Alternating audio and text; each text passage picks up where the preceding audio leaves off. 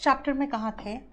Superfluous हम लोग शुरू किए थे। सुपरफ्लुअस एक बार चेक करना।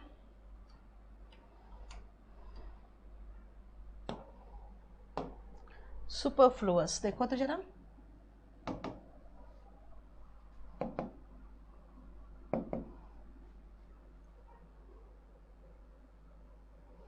किस पेज तक हो चुका था बताना।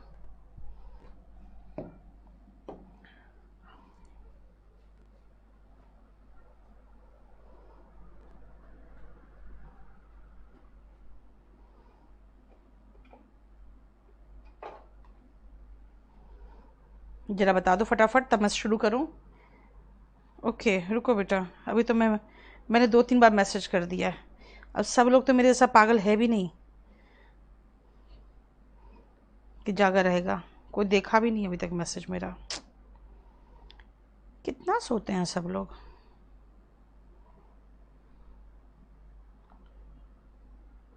पैरलिज्म बेटा, पैरलिज्म रुक जाओ ना, पहले ये बता दो ना जो 50 year paper previous year papers है क्या है यार। हाँ रोहित, 23 अक्टूबर का बैच आप लोग के साथ मर्ज होगा क्योंकि वो पार्ट्स ऑफ स्पीच से शुरू होगा जो आपका है। उसके पहले मैं यही सब करूँगी। नहीं किए थे हम लोग, शुरुआत भी नहीं किए थे क्या इसका? देखो तो जरा। पैरलिज्म नहीं बेटा, ये सुपरफ्लोज बताओ ना। ये हमने शुरू किया था आप लोग के साथ, पहले ये बताओ।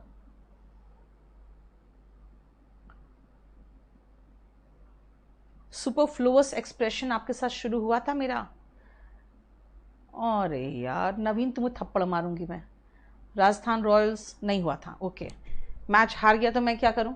हाँ, वो सारे रिग्ड होते हैं यार, वो सब मत देखा करो।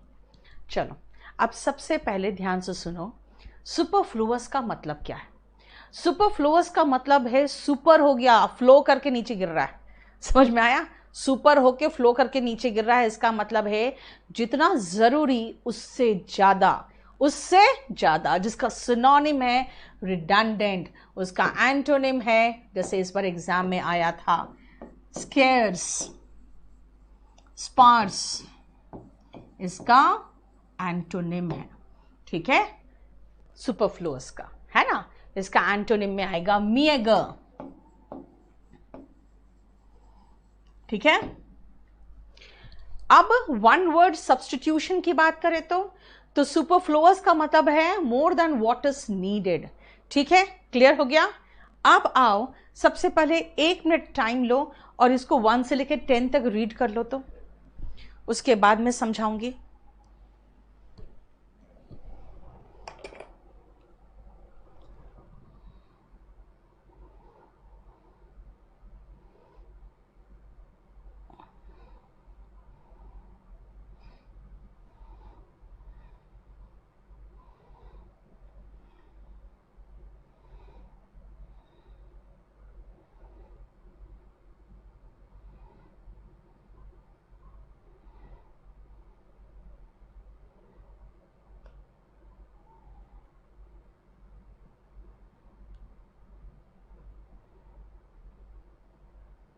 हो गया? चलो सुनो ध्यान से। जानते हो टोल क्या है? Toll is a type of tax that you pay when you move on the highway. ठीक है, मतलब टोल एक तरह का टैक्स है जो आप उस सड़क पर देते हो, हाईवे वगैरह पे देते हो, जब आपको वहां पे गाड़ी चलानी होती है। तो टोल के साथ टैक्स थोड़ी चलेगा यार, टोल खुद ही टैक्स है। कहते हैं please let him come in, he is a family member. गलत है, अब मेंबर ऑफ फैमिली चलेगा, लेकिन अगर आप ऐसे कहते हो नहीं फैमिली के बाद मुझे लगाना है मेंबर, तो नहीं चलेगा। तो कहना पड़ेगा he is family, he is family, he is a family member. गलत है। ठीक है, respected sir and respected madam. बेटा सर का मीनिंग देख लो जरा डिक्शनरी में। It is a respectful way to address someone, है ना। It is a respectful way to address someone, इसका मतलब है कि भाई रेस्पेक्टेड तो हो ही गया, समा गया उसमें, राइट। इसीलिए रेस्पेक्टेड नहीं चलेगा। अच्छा, ये कस्टम, ट्रेडिशन, प्रैक्टिस क्या होता है यार? जो आम चलन है, जो चलता है, जो रोज होता है, यानी कि जो हमारे समाज में व्याप्त है ना। यानी कि हम कभी भी कस्टम, ट्रेडिशन यानी प्रथा, चलन और प्रैक्टिस भी होता है जो रेगुलर बेसिस पे आपको दिखता है समाज में, उसके साथ यूजुअल नहीं लगाएंगे। टोल टैक्स तो हम लोग बोलते हैं, है ना, बोलते तो है बहुत कुछ। रोहित, यही तो बात है ना बेटा, लिखा रहता है और इसीलिए उससे क्वेश्चंस आते हैं, समझा करो। अब बताओ हिडन और सडन एम्बुश। पहले तो एम्बुश का मीनिंग देखो, नीचे क्या लिखा हुआ है आपको पता है। हमारे सैनिक हो या आतंकवादी हो या नक्सलवादी हो, एक बहुत ही आम तरीका होता है उनका हमला करने का कि वो छिप कर इंतजार करते रहते हैं। उनको खबर रहती है कि इधर से उनकी गाड़ी निकलने वाली है। जैसे गाड़ी निकलती है तुरंत क्या होता है, नीचे कुछ फेंक देते हैं उन लोग, गाड़ी के टायर पंचर हो गए, सारे के सारे हवा निकल गई, गाड़ी वहीं ठहर गई और उसके बाद दोनों तरफ से हमला कर देते हैं, गोलीबारी कर देते हैं। इसको एम्बुश कहते हैं, यानी घात लगा के वार करना। घात लगा के वार करने का मतलब होता है the act of hiding and waiting and then suddenly attacking.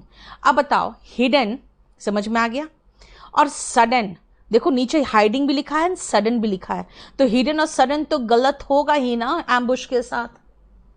ठीक है, हाँ बेटा, टोल फ्री चलेगा क्योंकि टोल का मतलब हो गया टैक्स, है ना, और टोल फ्री हो गया। ठीक है, विजिबल, बेटा विजिबल आपके आंखों को ही होता है और ऑडिबल आपको कान को ही होता है। अब visible to the eyes and audible to the ears क्या होगा, है ना। अगर मैं ये कहूं I will leave the class at 12 o'clock midnight, तो गलत होगा। 12 o'clock या तो नून होता है या तो मिडनाइट होता है। I will come at noon, I will go at midnight. 12 o'clock लगा दोगे फिर मिडनाइट सुपरफ्लुअस है, जैसे कि 6 AM इन द मॉर्निंग, देखो 6 PM इन द इवनिंग। भाई AM और PM बता दिया, मॉर्निंग और इवनिंग, उसके बाद क्या लगा रहे हो, in the morning in the evening. ठीक है, सोल और टो कहते हैं आपकी। अच्छा एक बात मुझे बताओ, आपकी कितनी उंगलियां हैं? इंग्लिश में पूछूंगी, हाउ मेनी फिंगर्स, हिंदी में नहीं पूछूंगी, how many fingers do you have. जवाब दो मुझे पहले, how many fingers do you have. Yes Harimohan, gorilla commando ambush होता है। ऐसे गोरिल्ला का स्पेलिंग आपने गलत लिखा है।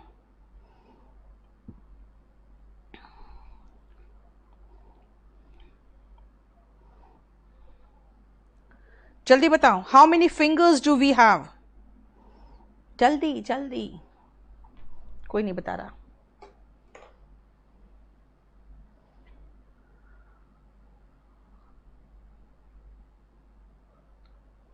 राहुल तुम्हारे तो ओके, मैं समझ गई।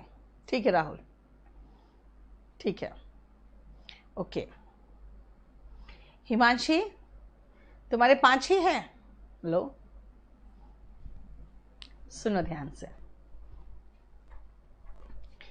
we have in fact you can say 10 fingers, but it is better to say we have 8 fingers and 2 thumbs. ठीक है, we have 8 fingers and 2 thumbs. पैर की उंगलियां बेटा फिंगर्स नहीं होती है। ठीक है, पैर की उंगलियां फिंगर्स नहीं होती है, दे आर टोज, है ना। इसलिए टोस जो है हमारे पैर में होते हैं, पैर की उंगलियों को टोस कहते हैं और पैर के तलवे को सोल कहते हैं। इसीलिए सोल ऑफ द फीट कोई वर्ड ही नहीं होगा and toe of the feet word ही नहीं होगा। टो यानी एक उंगली एंड टोस यानी कि सारी उंगलियां, है ना। तो याद रखना कि टो एंड सोल के साथ ऑफ द फीट सुपरफ्लुअस होगा। ठीक है, चलो इसको अब रीड करो नेक्स्ट पेज को, फिर बताती हूं मैं। Yes 10 fingers, 8 fingers and 2 thumbs ज़्यादा स्पेसिफिक रहेगा।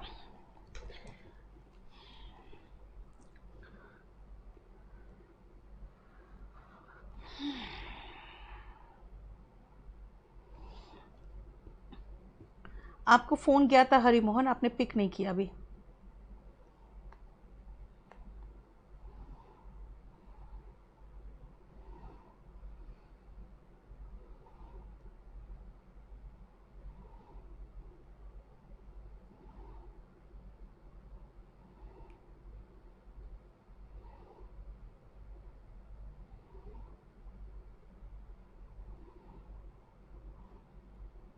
हाय राम, हरि मोहन ने कितना मैसेज किया हुआ है मुझे, तुम बहुत दुष्ट बच्चा हो।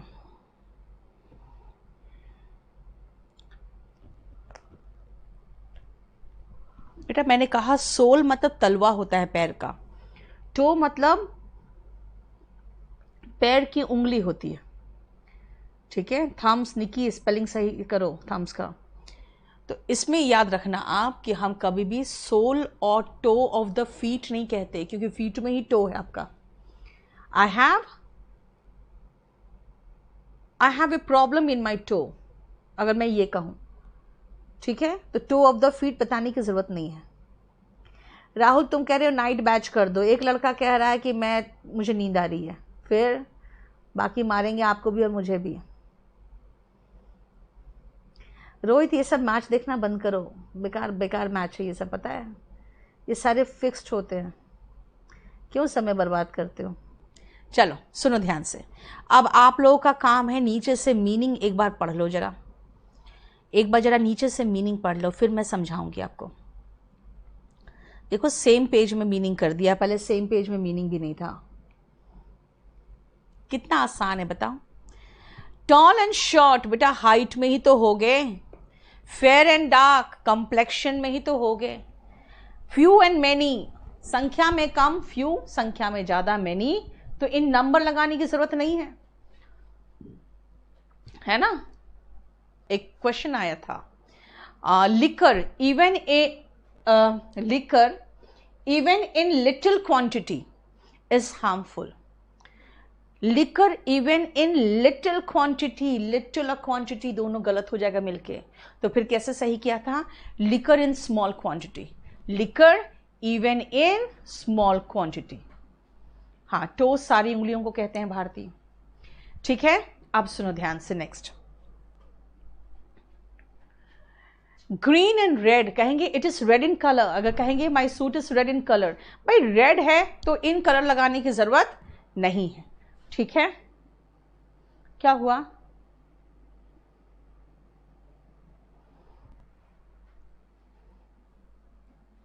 कल मैं पढ़ा रही थी तो मेरे दोनों कुत्ते ऊपर से आ गए, यहाँ आ गए, और मैं ऐसे कैमरा में पढ़ा रही थी, टियर 3 का क्लास चल रहा था, तो मेरा जो एक वाइट वाला है, वाइट नहीं वो गोल्डन रिट्रीवर नाम है वो, उसका गोल्डन रिट्रीवर है वो, तो वो उधर झांक के पीछे देख रहा है कि किसको देख के बोल रही है। वो बेचारा बहुत देर तक हो जा कि सोफा के पीछे कौन है क्योंकि मैं कैमरा देख रही थी, उसको समझ में आता कहाँ पढ़ा रही हूँ मैं। लिकर, लिकर का मतलब बेटा शराब, लिकर का मतलब शराब, हो गया। अब नेक्स्ट देखो वेदर कंडीशन, बेटा याद रखना क्लाइमेटिक कंडीशन तो वर्ड होता है, ठीक है। आप जब क्लाइमेट की बात करते हो ना तो क्लाइमेटिक कंडीशन तो होता है, क्योंकि क्लाइमेट से बना हुआ एडजेक्टिव कर दिया climatic condition. Day to day climatic condition is weather. Rupali message आ रहा है बेटा, day to day climatic condition is weather, इसीलिए वेदर के साथ कंडीशन नहीं लगाते। वैसे ही डे टू डे वेदर भी नहीं लगाते, क्योंकि वेदर का मतलब तो डे टू डे ही होता है ना। देखो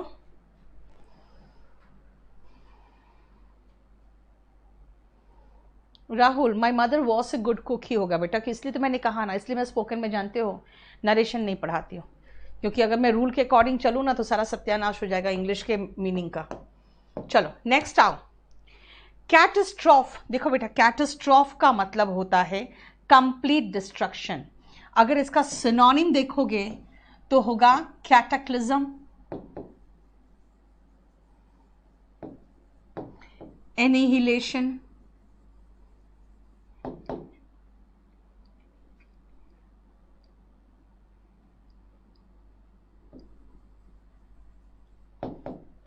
हो गया। आज आया नहीं यहाँ पे,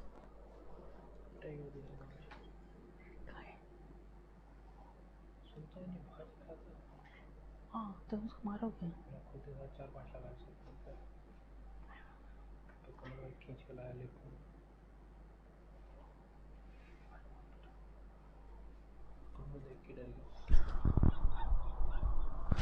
तुम गलत करते हो सर। सुनता तो नहीं हूँ, किसी की नहीं सुनता। वहीं बजा दिया। तो कहाँ बाहर चला गया था क्या? तो अबे क्यों मारा, क्यों पीटा क्यों? बोला चल कम, लिफ्ट में जाने के बजाय नीचे आ रहा। मैं फिर आएगा, फिर सुसु करेगा, तंग करेगा, गंदा कर देगा, कहीं भी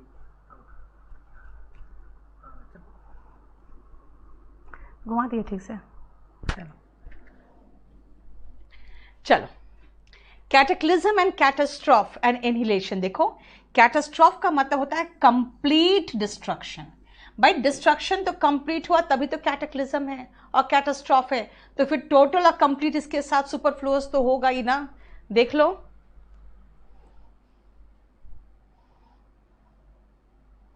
ठीक है बेटा। डार्क जो होता है ना वो कलर नहीं होता है, ठीक है।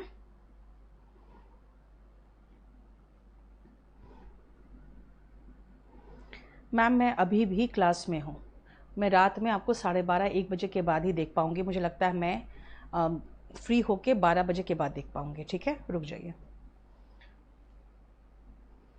नहीं कल्याणी आज नहीं आया है, अभी उसको आज नहीं आने दिया गया।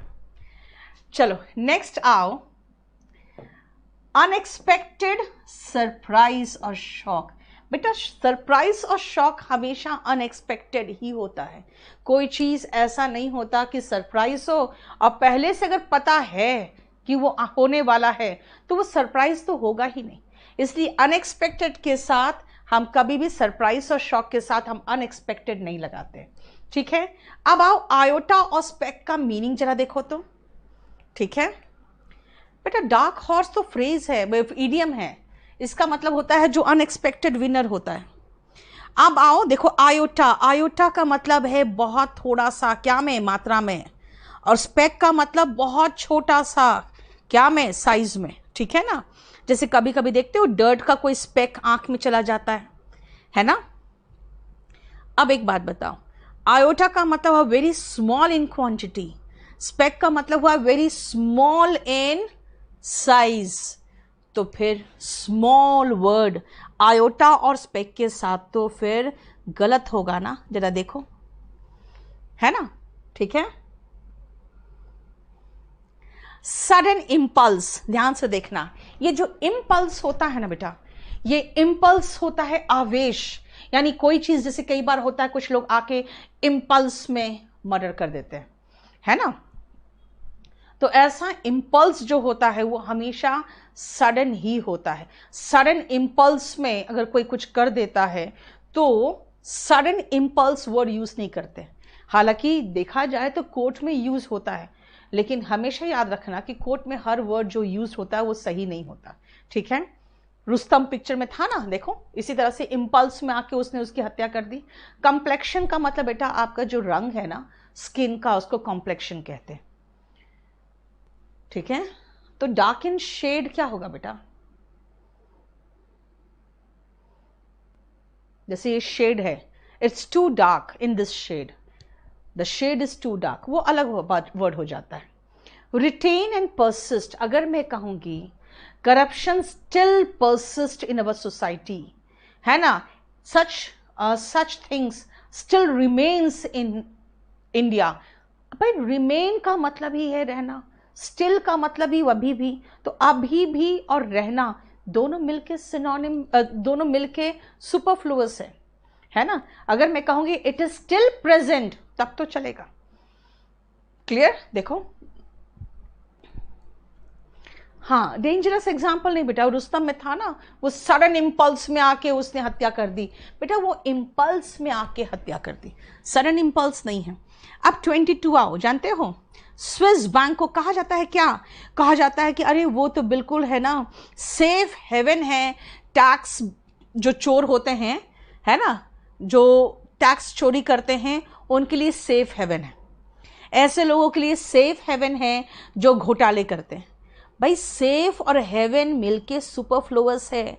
हम खाली ये कह सकते हैं कि स्विस बैंक जो है वो टैक्स हेवन है, मतलब भाई ऐसी जगह है जहां पे टैक्स में देने वाले जो पैसे हैं आपके, वो छिपा के जमा कर लो तो वो सरकार को नहीं बताने वाली, आपकी सरकार को।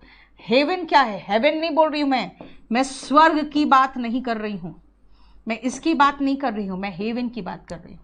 क्या है ये? A safe place where one is protected from danger, एक ऐसा सुरक्षित स्थान जहां पे कोई भी खतरा नहीं हो। देखो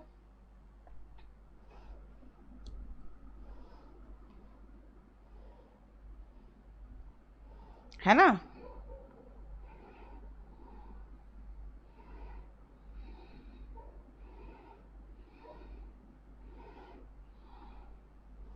क्लियर? नेक्स्ट आओ 23rd बेटा, ये आप करोगे कंजंक्शन में, बहुत अच्छा क्वेश्चन है कंजंक्शन का। The reason I was not present was because I was not well. The reason why I came late was because I miss the train. अरे भाई, द रीजन वाई का मतलब ही क्या है? द रीजन वाई का मतलब है क्योंकि, तो फिर बिकॉज का मतलब क्या है? तो क्योंकि। तो ये द रीजन वाई और बिकॉज मिलकर सुपरफ्लुअस है। ऐसे कंडीशन में ये जो बिकॉज है ना, इसको रिप्लेस करना पड़ेगा दैट से, कहना पड़ेगा the reason why I was late was that I miss the train. ठीक है? निक्की, बात क्या है ना, उस समय भी शाम को 5:30 बजे, पता है मुझे थोड़ी सी प्रॉब्लम होती है, क्योंकि 3:30 से 5, आजकल क्या क्लास पता है, 2 से 3:30, 3:30 से 5, 5 से 7, 7 से 8:30, तो 5 से 7 है ना, वो थोड़ा टायरिंग सा लगने लगता है, बहुत थका हुआ लगने लगता है। आज मुझे अच्छा लग रहा है, लेकिन काफ़ी रात का समय है। ठीक है? और दूसरी बात है, हम लोग पूरी कोशिश यही करते हैं कि जो समय फिक्स कर दिया वही समय में आपका बैच ख़त्म होगा, और हम लोग टाइम चेंज नहीं करते हैं। तो चलो 24 आओ, ध्यान से सुनना। राउंड इन शेप, भाई जितने शेप है, ट्रायंगुलर इन शेप गलत है, राउंड इन शेप गलत है, ओवल इन शेप गलत है। यानी ये सारे इसलिए गलत है क्योंकि ये एप्लीकेबल टू ऑल शेप है, कि राउंड के साथ इन शेप नहीं आएगा, क्योंकि राउंड का मतलब ही शेप है भाई, राउंड का मतलब ही शेप है। 40 विंग्स, ये झपकी आ रही है आपको, देख लो। अच्छा एक बात बताओ, रिकॉर्ड कब किया जाता है? बोलते मैम पहले से आपको रिकॉर्डेड वीडियो मिल जाएगा, कहते हैं ना हम लोग, थोड़ी कहते हैं प्री रिकॉर्डेड वीडियो मिल जाएगा। भाई जो पहले हो चुका क्लास उसी का रिकॉर्डेड वीडियो मिलेगा ना, तो प्री का मतलब तो पहले होता है, तो प्री रिकॉर्डेड तो सुपरफ्लुअस होगा ही होगा। एंड ट्विन्स, बेटा ट्विन नाउन है, तभी तो देखो ना एस लगा है, इसे कहते हैं दे आर ट्विन सिस्टर्स, गलत है, दे आर ट्विन्स बोलना पड़ेगा। आप कहोगे नहीं अगर भाई बहन है तो दे आर ट्विन्स में तो पता ही नहीं चल रहा लड़का है कि लड़की है, नहीं चलेगा, नहीं चलेगा। मैक्सिमम आप कहोगे he and she are twins, he and his brother are twins, बस, और क्या, और कुछ कर ही नहीं सकते हो। ठीक है? नहीं रोहित, इसी टाइम पे नहीं होगा बेटा, हरी मोहन नहीं कर सकते बेटा, जो टाइम में शुरू कर दिया वही करेंगे ना। नेक्स्ट देख लो फटाफट, उसके बाद करते हैं।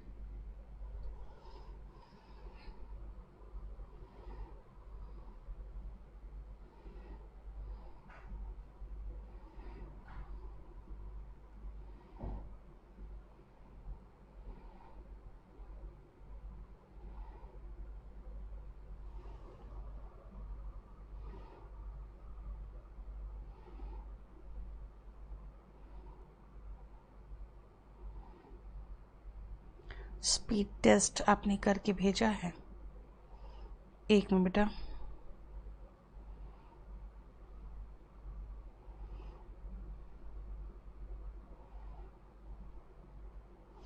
हरि मोहन, उनका कहना है कि बात हो गई है, लेकिन इनकंक्लूसिव रिजल्ट निकला है, कल इसका इश्यू को डिटेल में देखते हैं। ठीक है? कल टेक टीम आपका इश्यू को डिटेल में देख लेगी।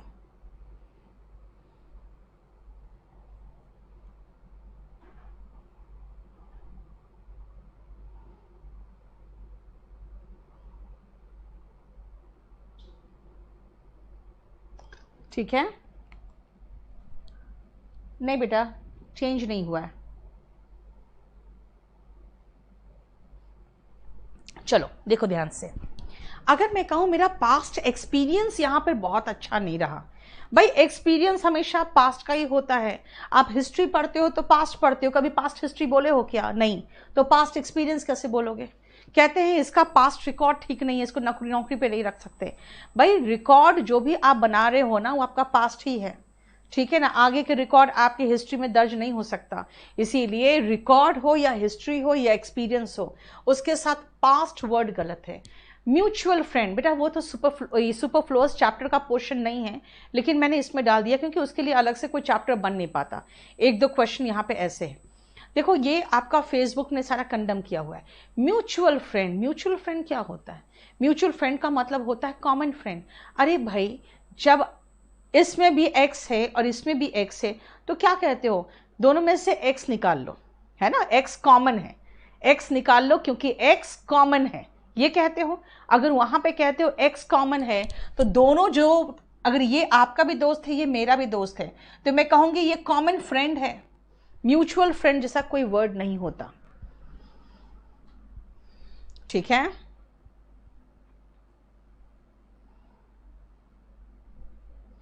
क्लियर? अब आओ नेक्स्ट आओ, पैन और पिन। बेटा पैन और पिन में N stands for number, V stands for virus, M stands for machine, M stands for machine। इसलिए EVM मशीन और ATM मशीन और HIV वायरस नहीं बोलते, क्योंकि इसमें आखिरी जो लेटर है वो यही तो है। पिन नंबर क्या है? पिन नंबर नहीं बोलते, कहते पिन क्या है, व्हाट इज द पिन, है ना। अब आप कजिन ब्रदर, बेटा कजिन का मतलब ये चचेरा भाई, चचेरी बहन, मौसेरा भाई, मौसेरी बहन, फुफेरा भाई, फुफेरी बहन, यानी कि बहन और भाई इसके साथ सुपरफ्लुअस है। कहोगे नहीं मैं बोलना चाहता हूँ, तो कहोगे he is my cousin, okay fine, हो सकता है मैं ही ना लगाऊं, मैं ऐसे बोलना चाहता हूँ कि मेरा भाई आने वाला है ना, मेरा भाई आने वाला है कजिन, तो कहोगे my he cousin is coming, my he cousin is coming. Mutual fund में क्रिस्टियानो बिल्कुल सही है, म्यूचुअल फंड क्यों? क्योंकि म्यूचुअली सरकार और आप दोनों का मिला के, कंपनी और आपका दोनों का पैसा म्यूचुअली मिला के वो फंड में जमा होता है, वो म्यूचुअल फंड है। हाँ पिन कोड चलेगा बेटा, पैन कार्ड चलेगा, क्योंकि N स्टैंड्स फॉर नंबर, ठीक है ना, तो वहां पे आगे तो नंबर वर्ड नहीं ना है इसीलिए, ठीक है। अब आओ जरा अडेज, क्लीश, ट्रेडिशन और प्रोवर्ब, उसका पहले मीनिंग देख लो नीचे से।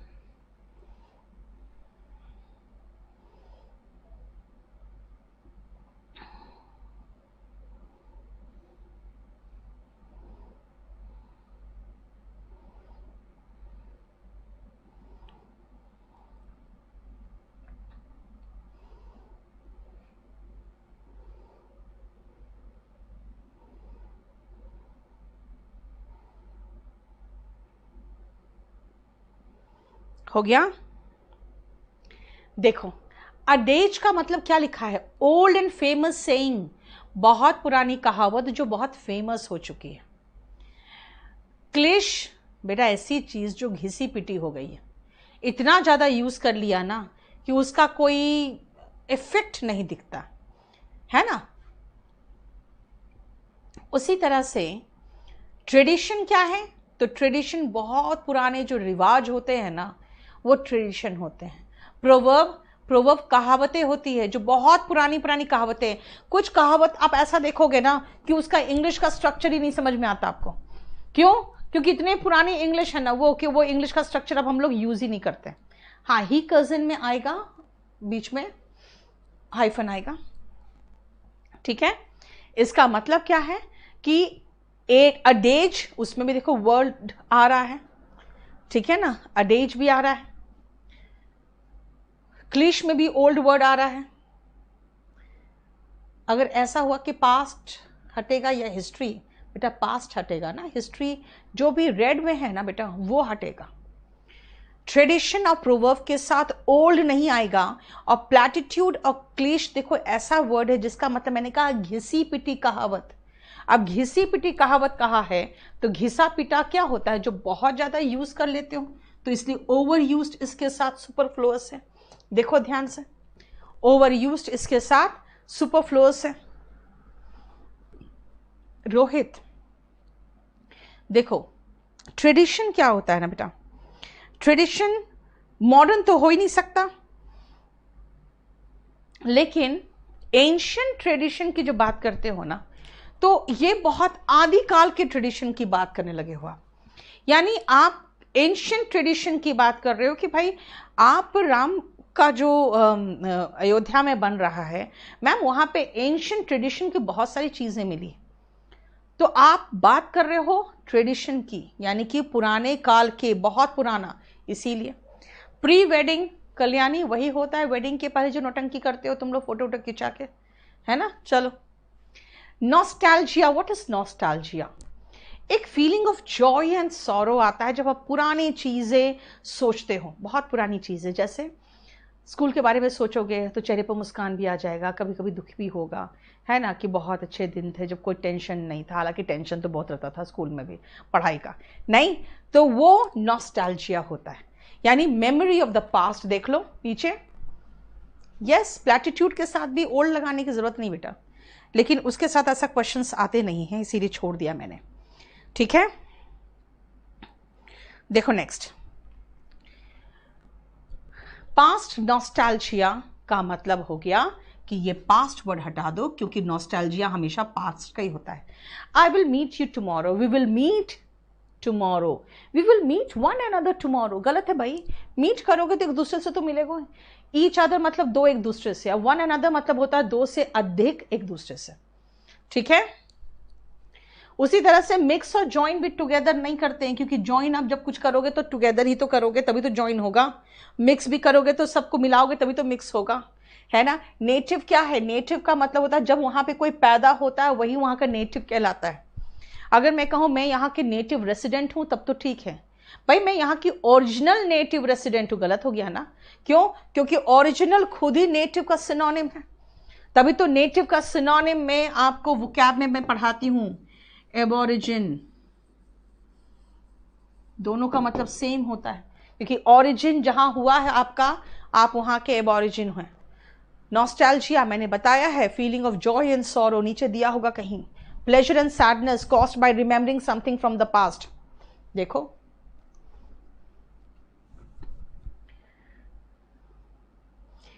ठीक है। नेक्स्ट आओ, उसी तरह से अगर आप कहीं के रेसिडेंट हो तो वहां के लोकल पर्सन हो, वहां के रहने वाले हो। I am a local resident of this place, नहीं भाई, I you are the local citizen, you are the resident, हो गया। रेट्रोस्पेक्ट, देखो रेट्रो जो होता है ना, कभी भी वर्ड आए रेट्रो, इसका मतलब पीछे होता है ना। और इंस्पेक्ट, इंस्पेक्ट का मतलब होता है उसको एग्जामिन करना, निरीक्षण करना। कहते हैं कभी भी कोई कानून रेट्रोस्पेक्टिव लागू नहीं होता। रेट्रोस्पेक्टिव का मतलब होता है पीछे से, ठीक है ना। यानी कि जैसे निर्भया के केस के बाद हो गया कि ऐसे केसेस में अगर रेप भी खाली हो तो भी फांसी की सजा होगी, लेकिन निर्भया में अगर वो लड़की का डेथ नहीं होता तो उनकी फांसी की सजा नहीं हो पाती, क्योंकि उस समय वो कानून नहीं था, ठीक है। तो याद रखना कि रेट्रोस्पेक्टिव का मतलब होता है जो पीछे से हो। याद रखना, जब रेट्रोस्पेक्टिव हो गया पीछे से तो पास्ट नहीं लगेगा ना। रोहित ऐसे एग्जांपल्स नहीं दे सकते बेटा, ठीक है। पाकिस्तान वगैरह के एग्जांपल मैं कैसे दे दूं? और कितना बाकी रह गया देखे तो, अरे बाबा बहुत बाकी रह गया, अभी तो बहुत बाकी है। इसका एक और क्लास होगा, आज इतना ही रहने देते हैं, छोड़ो, खत्म करें आज इतना ही। है कोई ऊपर? आ जाओ, बंद कर दो, ठीक है, आज इतना ही रहने दो बेटा। चलो, थैंक यू मुझे साथ देने के लिए रात में भी, आज थक गई मैं, छोड़ो, गुड नाइट।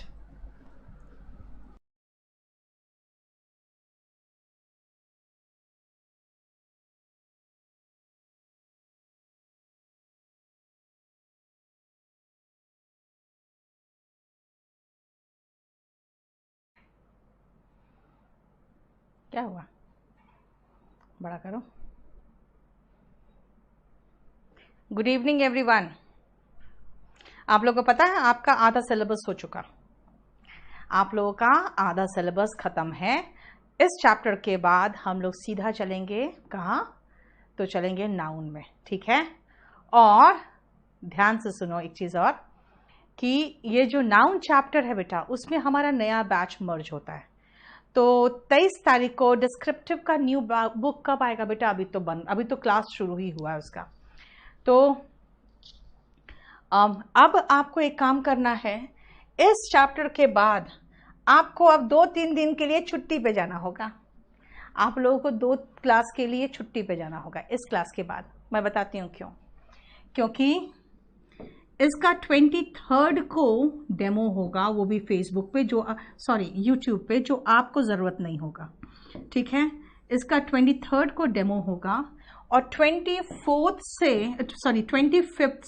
क्या देखो तो संडे वनडे तो नहीं है, ओह दशहरा है, 25 तो दशहरा है, 25 दशहरा है। आज कौन सा दिन है, आज है मंडे। तो मंडे को देखो तो क्या है डेट, 26 होगा फिर तो, है ना। तो आज मंडे,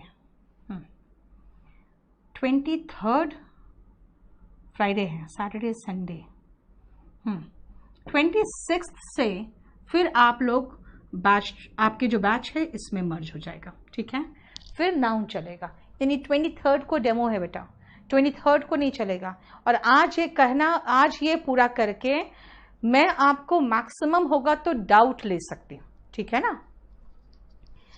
क्यों आप इतना अच्छा पढ़ाते हो, 2-3 दिन में कुछ नहीं होता। वाह धीरज, आप जैसे सारे बच्चे हो ना तो मजा आ जाए। पता है हम लोग कभी कभी सोचते थे कि यार किसी दिन ऑफ करो, तो बच्चा इतना हंगामा कर देता है। हम लोग के स्कूल में ऑफ होता तो हम लोग खुशी खुशी एकदम उछलते कूदते घर पहुंचते थे कि आज छुट्टी हो गई, और तुम लोग हंगामा कर देते हो। तो चलो ऐसे ही खुश रह के छुट्टी दे दिया करो। अब 26 को हम लोग 26 क्या है, या 26 अक्टूबर को हम लोग फिर नया शुरू करेंगे, ठीक है। क्या बोल रहे हो, वुल बेटा, वुल कहना, कुछ लोग उल बोलते हैं, वो गलत है। कारण क्या है ना, वो अमेरिकन प्रोनाउंसिएशन होता है बेटा। कुछ लोग उलन कहते हैं, कुछ लोग उडन कहते हैं, उसको आप वुडन और वुलन कहोगे, क्योंकि आप अमेरिकन नहीं, आप ब्रिटिश हो, मतलब ब्रिटिश से सीखे हो, इसलिए हमें ब्रिटिश इंग्लिश सीखना है, ठीक है। हो गया। अब एक बात बताओ, आप लोग का वोकैब 10 तक तो खत्म हो गया है इनका बेटा, आपका वोकैब 10 तक खत्म हो गया है। अब 11 to 20 नाउन से लेकर आर्टिकल तक जब पढ़ोगे तब 11 to 20 होगा, ठीक है। अब आपका चैप्टर कैसे चलेगा, noun, pronoun, adjective, adverb, conjunction, preposition, article, बस। और एक पैरेललिज्म चैप्टर है जो कंजंक्शन की बात करा दूंगी, और एक है आपका डिटर्मिनर जो आर्टिकल के साथ होता है, ठीक है। क्लॉज, यार हम कंडीशनल सेंटेंस में 2 तरह के क्लॉज तो पढ़ा दिए, चलो ऋतिक देख लेती हूँ मैं, ठीक है। प्रैक्टिस के लिए बेटा अभी वॉल्यूम 1 वॉल्यूम 2 ले लो, 1000 डिटेक्टिंग एरर और 900 सेंटेंस इंप्रूवमेंट से भी कर लो। मैं थोड़ा सा और वोकैब GIF वाला बनवा रही हूँ बेटा, अब शुरू कर देंगे, अब शुरू हो जाएगा, ठीक है। अब शुरू हो जाएगा उसका, वो मैं करवा दूंगी अब, क्योंकि बस यही था कि आपका एक नाउन चैप्टर, एक आर्टिकल टाइप होना बाकी था। नाउन फाइनल दे दो याद करके, मैं प्रूफ रीडिंग फाइनल तो कर दूं, नहीं तो बड़ा मुश्किल हो जाएगा फिर, ठीक है। आर्टिकल तो जानते हो स्पोकन के साथ है ना, आधा से ज़्यादा तो टाइप हो चुका है, हाँ आधा से ज़्यादा हो चुका है, नाउन खाली बचा रह गया है। चलो हम लोग यहाँ तक कर चुके थे, ये पूरा हो चुका था ना, हाँ। अब आ जाओ 5th नंबर पे, 5th नंबर तक नहीं, ये करा चुके थे, नहीं कराया था, चलो 4 नंबर तक हो चुका था, 5th नंबर पेज से करना है ना। चलो हम लोग को 5th नंबर पेज से करना है। रजत वो सारा बेटा, वो आपको प्रीवियस क्वेश्चन पेपर्स क्यों दिया इतना, वो भी तो करोगे खुद भी। अखिलेश, रजत वो करवाएंगे, इनफैक्ट मैं कराऊंगी भी, लेकिन मैं तो यही कहूंगी आपको कि कॉम्प्रिहेंशन, पैराजंबल और क्लोज टेस्ट, बेटा आप लोग का जो मेंस के आपको मिले हुए हैं ना, मेंस के प्रीवियस या क्वेश्चन पेपर, अगर आप वो देख लोगे ना तो फिर आपको कुछ की जरूरत नहीं पड़ेगी। ठीक है, वो मैं करवा दूंगी, लेकिन वही है, एक एक दो दो क्लासेस होगा उसका तो कोई ऐसा कहीं खास नहीं होगा।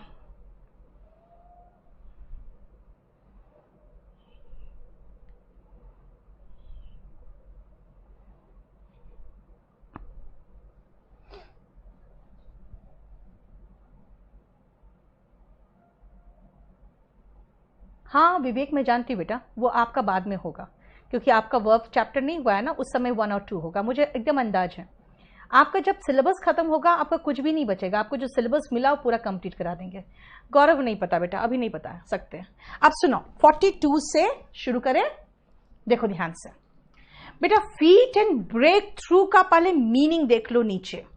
ब्रेक थ्रू का मतलब ऐसा होता है जैसे अभी ब्रेक किया और अब उसके थ्रू गुजर रहा है, ब्रेक करके उसके थ्रू गुजरना इस ब्रेक थ्रू, यानी पहली बार वो रास्ता को तोड़कर आगे बढ़ा है, यानी पहली कामयाबी, पहली बड़ी कामयाबी को ब्रेक थ्रू कहते हैं। अगर कोरोना का पहले क्या हुआ, पता चल गया कि इसका स्ट्रक्चर क्या है, और उसके बाद वैक्सीन के लिए जब पहली बार कोशिश हुई तभी तो ब्रेक थ्रू था ना, पहला ब्रेक थ्रू। ठीक है, आप देखो बेटा, वो मैं दूंगी। आशिक देखो, बात क्या है ना बेटा, मैंने जो कहा मैं सब दूंगी, लेकिन थोड़ा सा समझो, मैं सब कोशिश कर रही हूँ, सब बना रही, लेकिन अगर आप कहोगे सब एक साथ तो नहीं हो पा रहा है। अभी आपको ये जो मिला है ना, ये आज से मतलब लॉकडाउन तक कुछ भी नहीं था मेरे पास नोट्स, इसलिए कह रहे थोड़ा सा वेट करो। मैं डिस्क्रिप्टिव हिंदी धर्मेंद्र में पढ़ाना शुरू करूंगी, थोड़ा सा इंग्लिश के 4-5 ऐसे मेरे कंप्लीट हो जाए ना, फिर डिस्क्रिप्टिव हिंदी में वही ऐसे को मुझे एक्सप्लेन करके अच्छे से लिखवाना है, बस थोड़ा सा टाइम लगेगा।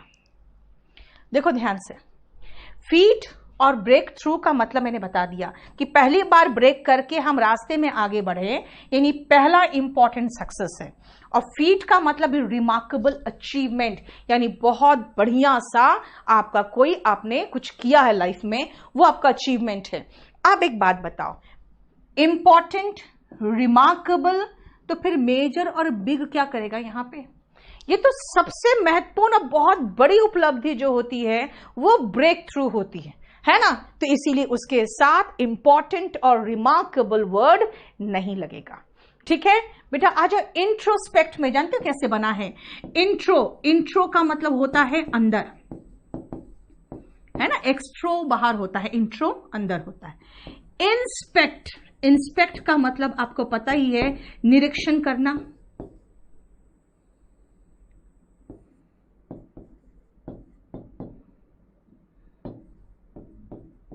है ना, निरीक्षण करना, पता नहीं स्पेलिंग क्या होता है यार, चलो ठीक है, निरीक्षण करना। तो क्या है देखो, आत्मनिरीक्षण करना। अगर मैं कहूंगी यार क्यों पास नहीं किए, गो एंड इंट्रोस्पेक्ट योरसेल्फ, गलत होगा। क्या कहूंगी, go and introspect why you did not succeed. इसका मतलब है कि आत्मनिरीक्षण करो। आत्मनिरीक्षण मतलब अपने आप के अंदर, तो आई इंट्रोस्पेक्टेड माई सेल्फ, ये गलत है ना। देखो इंट्रोस्पेक्ट के साथ रिफ्लेक्सिव प्रोनाउन गलत हो जाएगा। अब आओ ब्लंडर।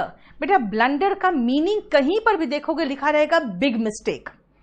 ब्लंडर का मीनिंग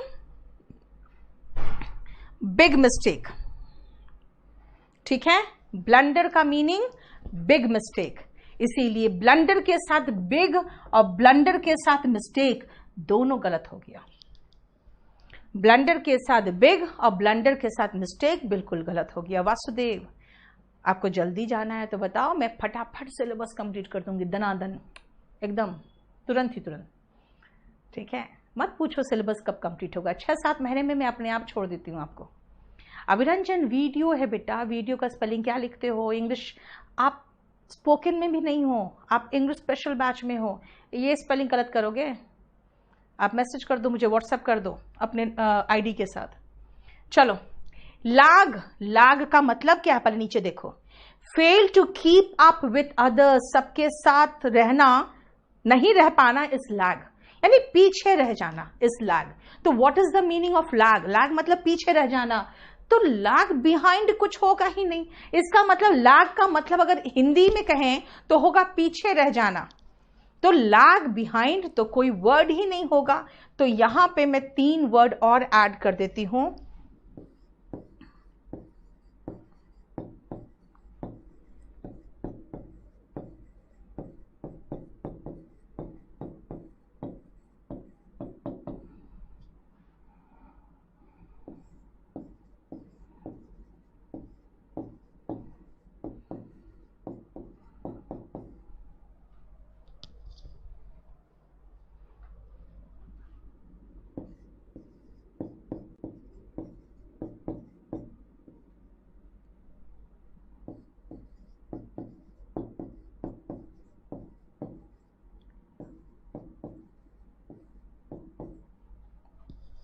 देखो, बिग मिस्टेक का मतलब ब्लंडर होता है।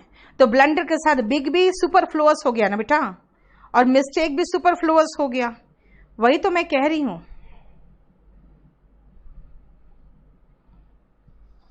ठीक है, बिग भी सुपरफ्लुअस हो गया और मिस्टेक भी सुपरफ्लुअस हो गया।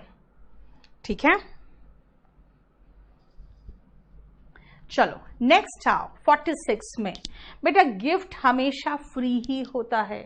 ये जो डब्बों में लिखाता था ना फ्री गिफ्ट, बेटा इसका मतलब हुआ कि फ्री में आपके इसका कोई अलग से कीमत नहीं लिया जा रहा है, आपको ये गिफ्ट मिल रहा है।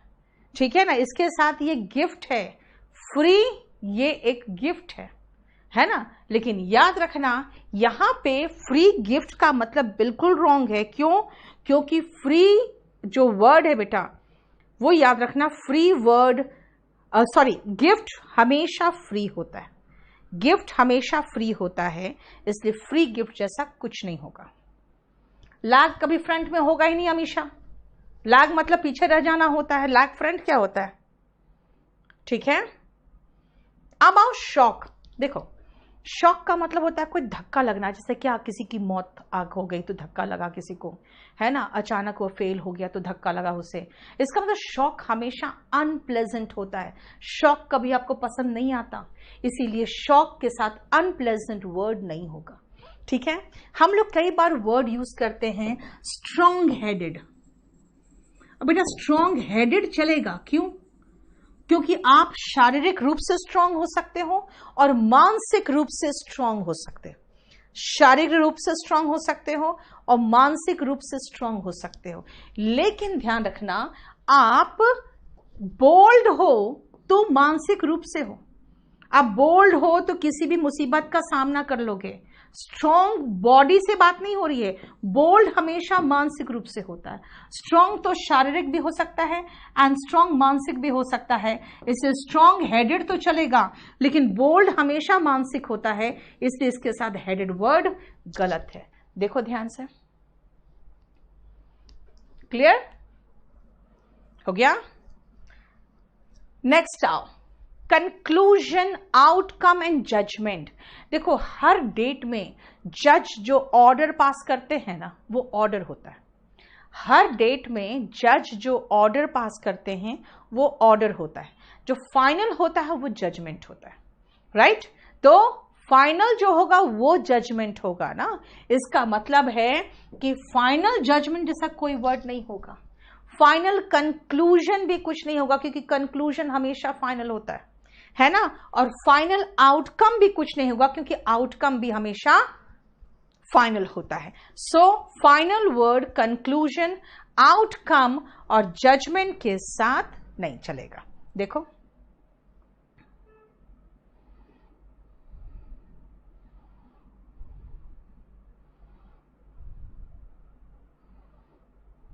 क्लियर?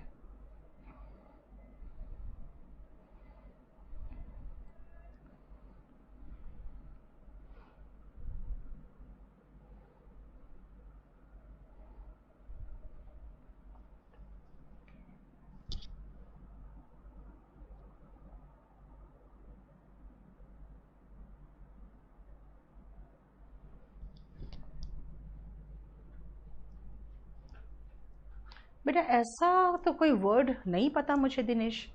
बहुत अधिक जो दर्द होता है उसको एक्सक्रूशिएटिंग पेन कहते हैं।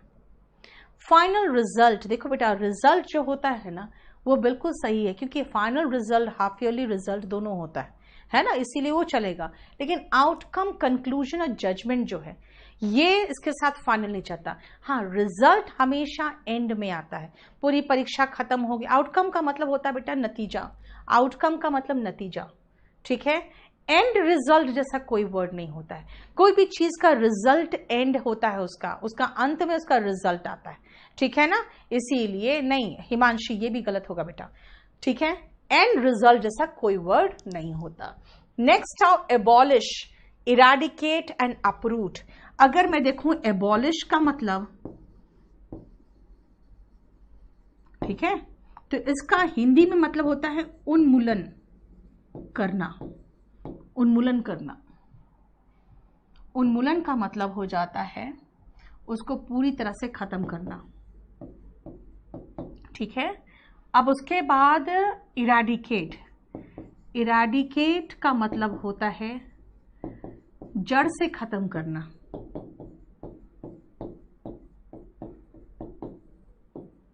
ठीक है। और तीसरा है अपरूट, अपरूट होता है जड़ से उखाड़ देना,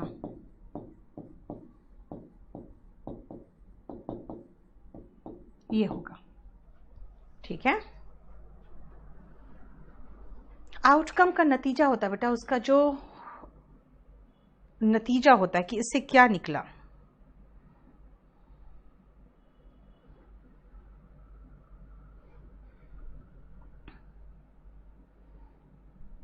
अब सुनो,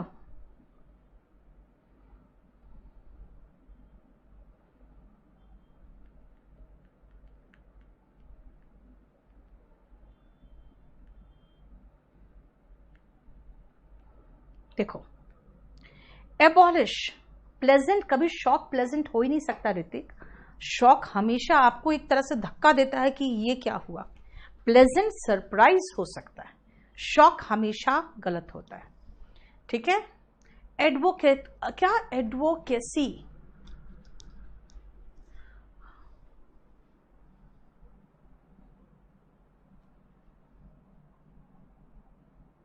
कहां पे विवाह, चलो ध्यान से सुनो। अगर आप सती प्रथा देखोगे, सती प्रथा एबॉलिश किया गया था। What is abolish? इसका मतलब है उसको खत्म कर देना। प्रथा, जितनी भी तरह के हमारे ट्रेडिशन है, उन ट्रेडिशन को खत्म करना, इसका मतलब होता है उनका उन्मूलन करना, जो एग्जैक्ट हिंदी वर्ड है उन्मूलन करना, ठीक है।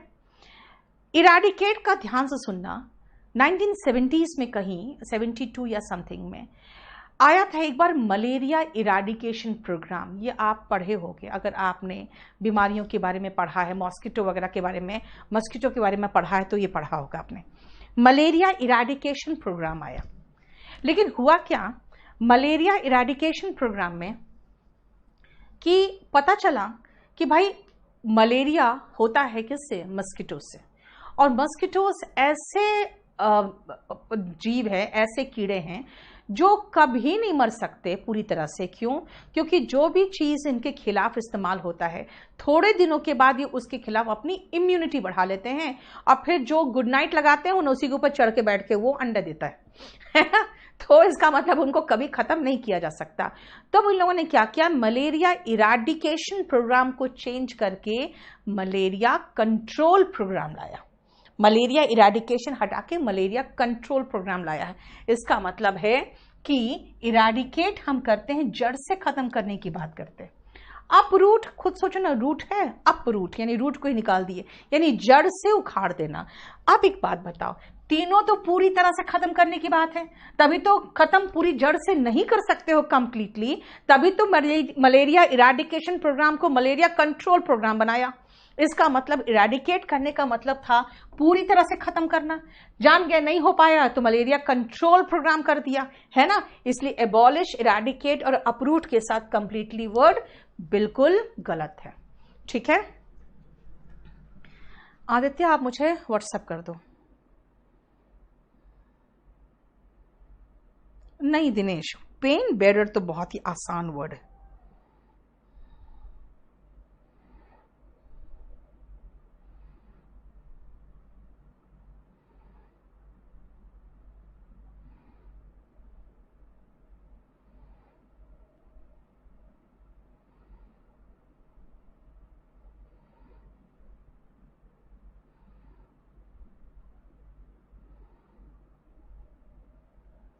ठीक है, drop down, what is the meaning of drop down? बेटा कोई भी चीज ड्रॉप करोगे तो नीचे ही जाएगा। ड्रॉप डाउन क्या होता है ना? कहोगे जो चीज गिराऊंगा वो तो नीचे ही जाएगा। ड्रॉप डाउन क्या होता है, राइट? इसलिए ड्रॉप डाउन कुछ हो ही नहीं सकता। कहोगे ना हम मोबाइल में देखें ड्रॉप डाउन एक ऑप्शन आता है। अब भाई मोबाइल हो या कंप्यूटर हो, जो चीजें बाद में आई है ना, उसमें जानते हो क्या हुआ, उसमें इंग्लिश के वर्ड्स यूज कर लिए गए हैं कुछ डिफरेंट फीलिंग के साथ, इसलिए उसको छोड़ दो। वरना इंग्लिश में ड्रॉप डाउन जैसा कुछ नहीं होता। अर्लियर एंड लेटर, अर्लियर समय में पहले, लेटर मतलब समय में बाद, तो अर्लियर और लेटर के साथ इन टाइम तो बिल्कुल गलत है ना। क्लियर?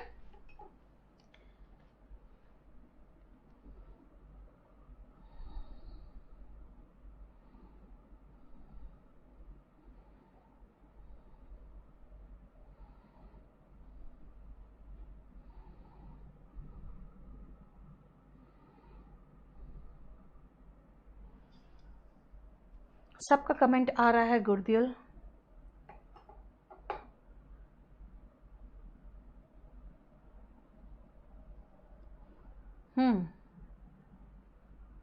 ठीक है, अब कैसे आएगा? सोचो अगर ऐसा क्वेश्चन दूं मैं कि the fielder dropped the catch down, चलेगा? बताओ, ड्रॉप्ड द कैच चलेगा। अब डाउन क्यों लगाएं फिर हम? वही है जो अंदर दिया हो वही वर्ड उसमें नहीं आना चाहिए। The angry mob killed the SDM। Your essay must not exceed more than 250 words. Let us merge the two things together. You are an exact replica of your father. The close proximity between the politician and the police officer was seen in this case. Please circulate the pamphlet around. I commute to and fro college by bus. I am writing my own autobiography. Only for a brief moment he lost his senses. Women, question आया है, women have special expertise in bargaining with shopkeepers. Do you know the real facts of the case? हो गया सारा का सारा। Questions कैसे आते हैं मैम, देख लो क्वेश्चंस कैसे आते हैं। दिनेश मैं देख के बता दूंगी।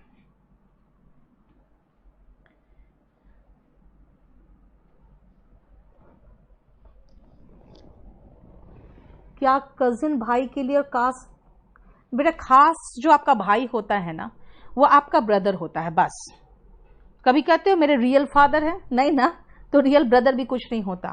कजिन को कजिन बोलेंगे। देखो ध्यान से, सर्कुलेट का मतलब होता है बेटा इधर उधर भेजना, डिस्ट्रीब्यूट करना, तो सर्कुलेट के साथ अराउंड वर्ड गलत हो जाएगा। कम्यूट का मतलब देखो नीचे लिखा है, to travel regularly to and from a place. To and from a place ट्रैवल करने का मतलब हो गया to and fro. Okay, to and fro, ठीक है। एक सेकेंड रुकना। अच्छा ये कर दिए हो, चलो अब सब दे दो मुझे होमवर्क।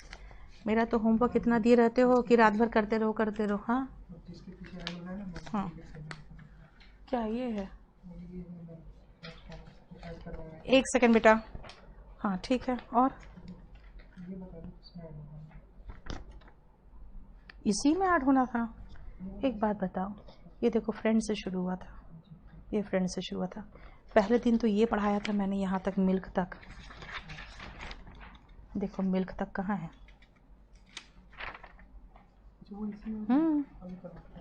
ठीक है, स्टील तो तुम बाद में लिए हो, स्टील तो यहाँ कहीं था। स्टील मिल्क तक हो गया, फिर स्टील का यहाँ से है, देखो ये तो बाद का पोर्शन है, पहले का पोर्शन ये है, इसको इसके बाद ये लगाओगे, उसके बाद ये लगाओगे।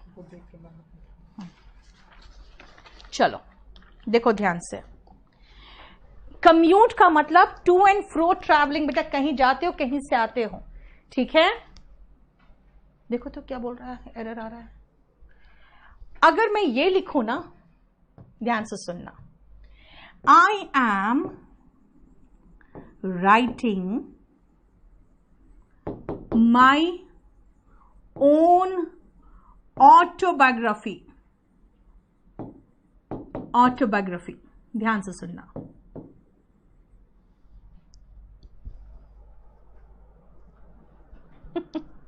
रोहित, मेरा होमवर्क रहता है सारा प्रूफ रीडिंग वगैरह करना, ताकि तुम लोग को प्रूफ रीड के होने के बाद विदाउट एनी मिस्टेक मिले। अच्छा, इसमें कुछ वर्ड्स ऐड कराए हैं, उसको भी ऐड करके ये पेज हमको दिखा दो। चलो, आप कहोगे ऑटो का मतलब क्या है बेटा? ऑटो का मतलब है स्वयं, यानी अपना। बायो का मतलब जीव होता है, और ग्राफी मतलब राइटिंग होता है, यानी अपनी जीवनी के बारे में आप लिखते हो, तो वो ऑटोबायोग्राफी होता है। जब ये ऑटो आ गया तो ओन भी गलत है और माई भी गलत है।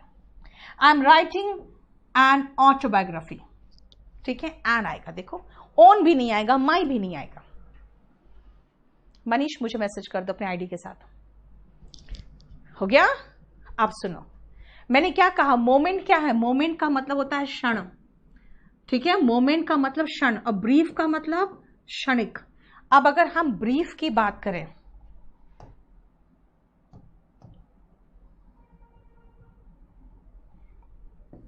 ब्रीफ की बात करें, ब्रीफ का मतलब होता है बहुत थोड़ा सा, यानी कि क्षणिक, है ना, यहां पर तो क्षणिक हुआ। और मोमेंट का मतलब क्या हुआ? मोमेंट का मतलब हो गया क्षण। तो अगेन नहीं हो गया, देखो अगेन सुपरफ्लुअस हो गया। समरी होता है, कोई चीज को हम जब छोटा करके लिखते हैं तो समरी लिखते हैं, इसलिए समरी के साथ भी ब्रीफ नहीं आएगा, देखो, ठीक है। एक्सपर्टीज क्या है? सिबलिंग का मतलब बेटा सारे भाई बहन मिलकर सिबलिंग्स होते हैं आपके। माई इसलिए नहीं आया बेटा क्योंकि ऑटो में माई भी तो समा गया। सिबलिंग्स में भी ब्रदर एंड सिस्टर मत लगा देना, क्योंकि सिबलिंग का मतलब भाई बहन मिलके हो जाता है। आई हैव 4 सिबलिंग्स, यानी मेरे 4 भाई बहन हैं, ठीक है। अब आओ स्पेशल। मैंने कहा एक्सपर्टीज क्या है, मैं कहूंगी अगर मेरा इस वोकैब के सेक्शन में एक्सपर्टीज है, यानी मेरे में स्पेशल क्वालिटी है वो, कि मेरा वोकैब अच्छा है, तो फिर स्पेशल और एक्सपर्टीज दोनों एक साथ तो नहीं आ सकता ना। आप में कोई स्पेशल क्वालिटी होता है, वही आपका एक्सपर्टीज बनता है ना। तो इसीलिए स्पेशल और एक्सपर्टीज एक साथ नहीं आ सकता। फैक्ट्स बेटा हमेशा रियल होता है। कभी भी कोई अपना केस लेके जाओगे कोर्ट में, तो वकील पूछेगा इस केस का फैक्ट्स क्या है ना, मुझे सही सही रियल इंसिडेंट बताना, मुझे रियल इंसिडेंट बताना, क्योंकि मैं उसके फैक्ट्स जानूंगा तभी केस लड़ सकता हूं। फैक्ट्स का मतलब वही तो रियल बातें हुई, रियल इंसिडेंट हुआ, सो रियल के साथ फैक्ट नहीं लगेगा बेटा। प्रॉक्सिमिटी का मतलब होता है जब नजदीकी होती है तो प्रॉक्सिमिटी होता है। इंटीमेसी होती है जो घनिष्ठता बढ़ जाता है, इंटीमेट रिलेशन में आ जाते हैं तो, है ना, जो नजदीकी बढ़ जाता है तो प्रॉक्सिमिटी, और इंटीमेसी का मतलब घनिष्ठता। अब इसके साथ भी क्लोज वर्ड नहीं चलेगा, ठीक है। प्रॉक्सिमिटी और इंटीमेसी का मैंने मीनिंग तो कहीं लिखा था, कहां चला गया?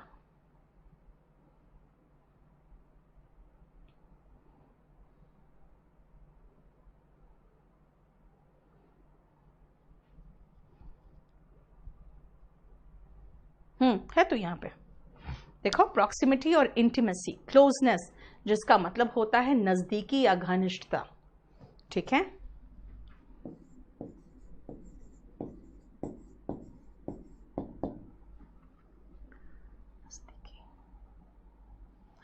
नजदीकी भी नहीं लिखेंगे हम यार, घनिष्ठता लिखेंगे।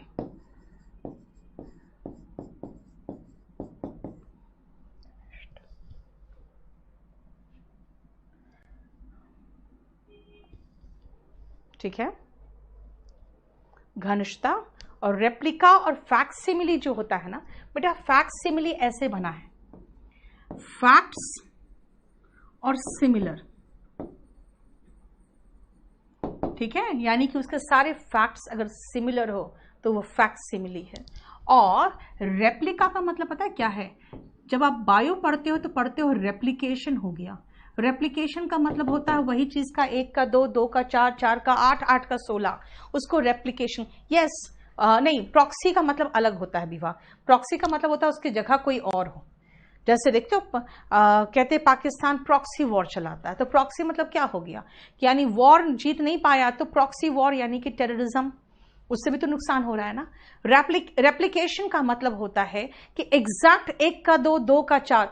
अब जब 1 का 2 और 2 का 4 और 4 का 8 बनता है ना नेचर में, जैसे किसी भी जानवर के अंदर या किसी भी वायरस का, तो उसका सिमिलैरिटी होगा। क्योंकि देखो रेप्लिकेशन जब हुआ इस वायरस का जो अभी फैला हुआ है कोरोना वायरस, तो वो एग्जैक्ट कॉपी बनता गया ना, इसलिए एग्जैक्ट रेप्लिकेशन जैसा कोई वर्ड नहीं होता, तो उसी से बना हुआ जो कॉपी होता है वो एग्जैक्ट कॉपी होता है, इसीलिए उसको रेप्लिका को हम एग्जैक्ट के साथ नहीं लगा सकते।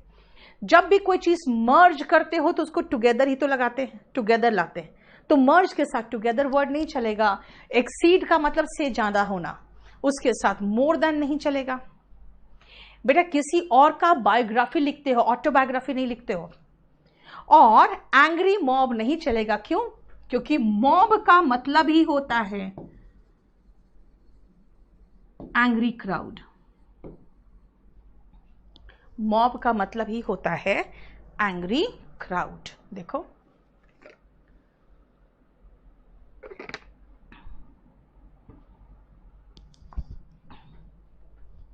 हो गया। चलो अब इस पेज को देख लो फटाफट।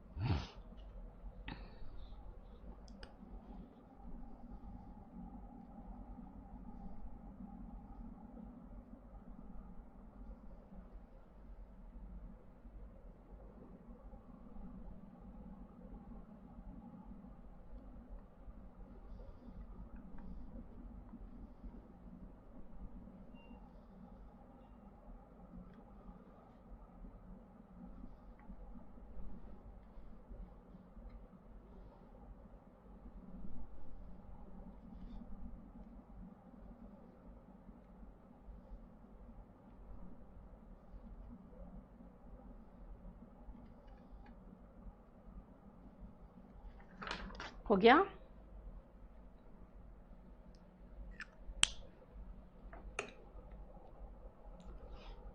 बेटा मैंने यहां पे क्या किया ना, सबका मीनिंग यहां पे आपको दे दिया है, और आप सबका मीनिंग देख के समझ जाओगे कि 5th का मीनिंग क्या है। 5th का मीनिंग घातक लिखा है।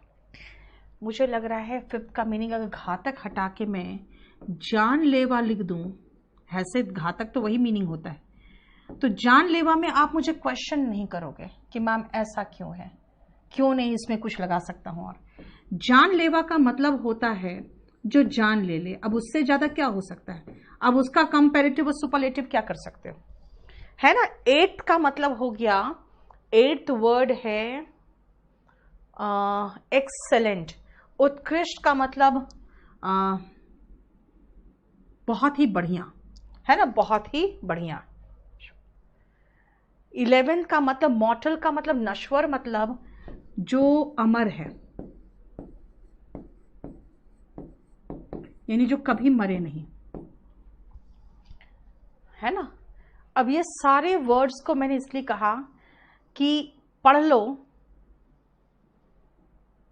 क्योंकि इनका कभी भी हम कंपैरेटिव और सुपरलेटिव डिग्री नहीं बनाएंगे, क्योंकि उसकी मीनिंग आपको बता रहा होगा कि भाई इसका कंपैरेटिव और सुपरलेटिव डिग्री क्या बन सकता है ना। आपको इसका मीनिंग ही बता रहा होगा कि इसका कंपैरेटिव और सुपरलेटिव डिग्री नहीं बन सकता।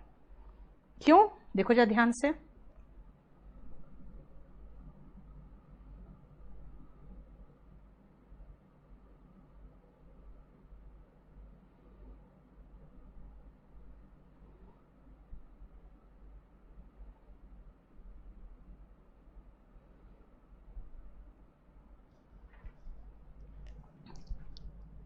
सी, अब ध्यान से उसको समझना क्यों नहीं बन सकता है। एग्जाम का क्वेश्चन मैं आपको बता रही हूं, सुना ध्यान से। एग्जाम का, गुड डीड्स आर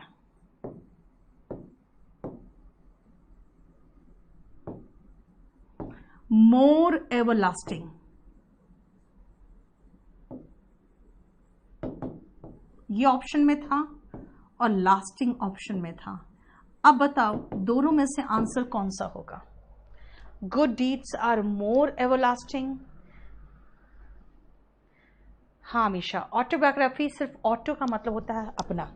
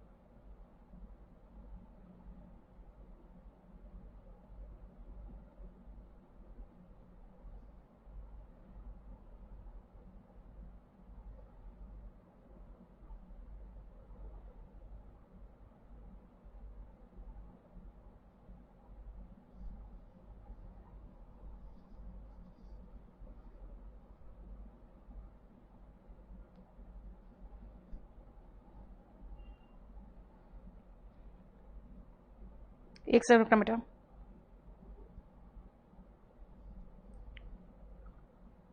सुनो, good deeds are more everlasting में आंसर क्या देंगे? Okay very good, lasting. Overlasting वाले, एवरलास्टिंग वाले बिल्कुल गलत है। क्यों?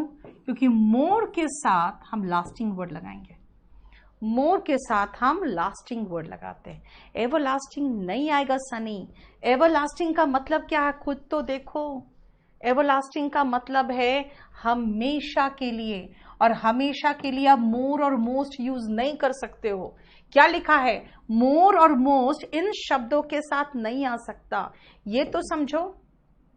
इन शब्दों के साथ मोर और मोस्ट नहीं आ सकता, ठीक है? क्योंकि ये खुद में कंप्लीट है। खुद देखो ना, एवरलास्टिंग फॉर एवर, हमेशा के लिए।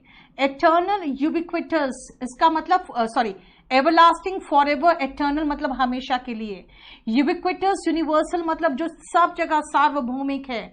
जितने भी तरह के देखो शेप है, सारे शेप। भाई राउंड का मतलब राउंड, ट्रायंगुलर का मतलब ट्रायंगुलर। अब मोर ट्रायंगुलर क्या होगा? है ना? समझ में आ रहा है? क्लियर? अब आओ, डू नॉट यूज अगेन। क्यों? इनके साथ अगेन मत लगाओ। क्यों? रिपीट अगेन नहीं कहते हैं। री का मतलब ही अगेन है। अब फिर से रिवाइज करते हो तो रिकैपिटुलेट करते हो, फिर से याद करने की कोशिश करते हो या वापस बुलाते हो तो रिकॉल करते हो। रिबॉर्न, रिबिल्ट एंड रिवाइज, देखो इनके साथ री नहीं आता,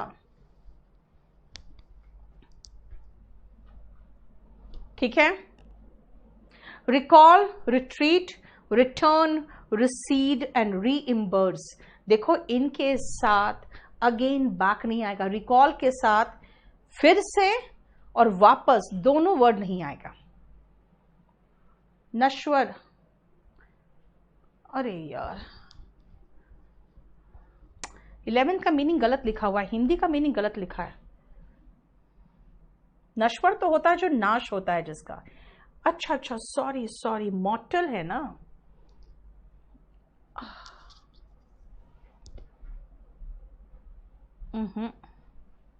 यहाँ मॉर्टल वर्ड नहीं होना चाहिए था, यहाँ पे कुछ गलत है।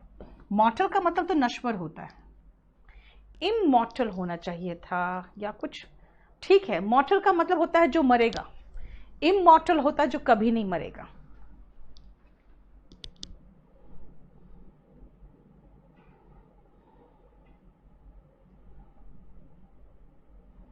चलो ये बिल्कुल सही करा दिया आपने, नहीं तो भी गलत हो गया होता।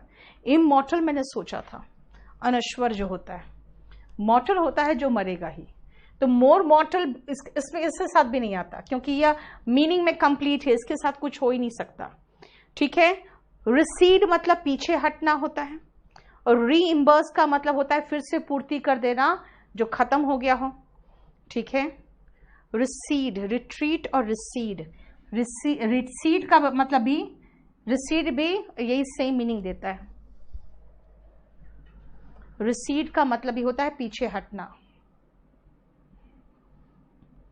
क्लियर? देखो कोई प्रॉब्लम है तो बताओ।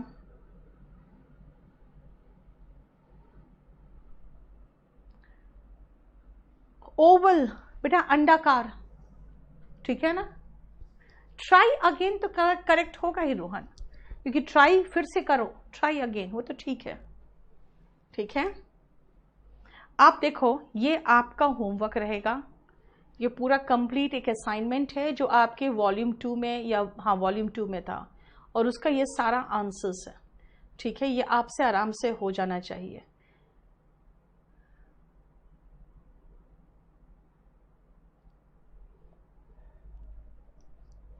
चलो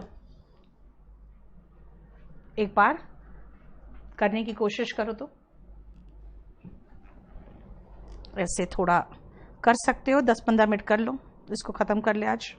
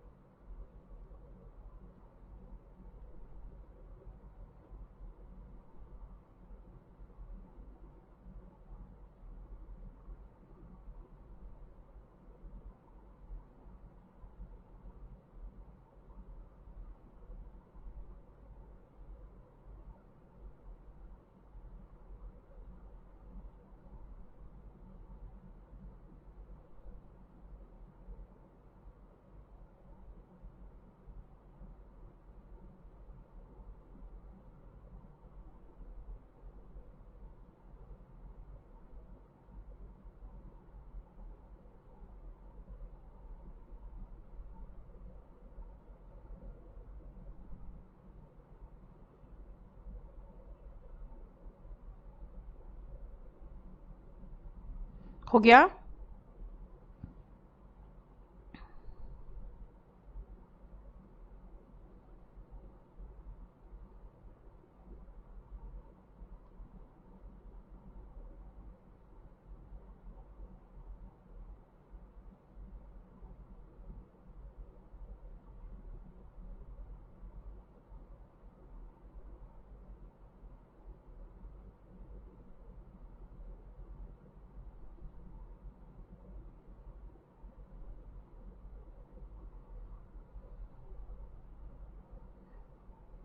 चलो शुरू करें।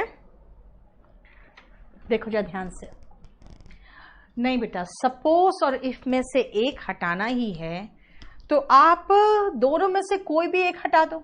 Suppose you see a tiger, what will you do? नहीं तो हम सेकेंड वाला हटा दें। इन स्पाइट ऑफ मिल के डिस्पाइट बनता है, डिस्पाइट के साथ ऑफ नहीं आता, ये प्रेपोजिशन में पढ़ोगे। अवेटेड का मतलब ही वेट फॉर होता है, वेट फॉर मिलकर अवेट बनता है, अवेट के साथ फॉर नहीं आता है। एग्रीमेंट हमेशा तभी बनता है जब आप म्यूचुअली एक दूसरे के साथ आप सहयोग करते हो। तो ये जो WH फैमिली है इसके साथ कुछ भी एंटीसीडेंट नहीं आ सकता। तो कहेंगे मुझे तो ड्रेस लगाना ही है, तो क्या करूं? तो ये वॉट को हटा के दैट लगा दो, और नहीं तो द ड्रेस हटा दो। What I wanted to buy is not available here, ये चलता। रन अवे मिलकर फ्ली बना है, फ्ली यानी सेकेंड फॉर्म हो गया इसका फ्लेड, फ्लेड के साथ अवे नहीं चलेगा। बट और ऑन द कॉन्ट्रारी दोनों सेम मीनिंग देता है, के उलट, लेकिन, यानी कि ऑन कॉन्ट्रारी हटा दोगे। ठीक है, 7 तक देख लिया। ये नरेशन में आपने पढ़ा था, कुड का इस्तेमाल हम करते हैं रिक्वेस्ट के लिए, इसे रिक्वेस्टेड वर्ड आ गया तो फिर कुड लगाने की जरूरत नहीं है। देखो ध्यान से,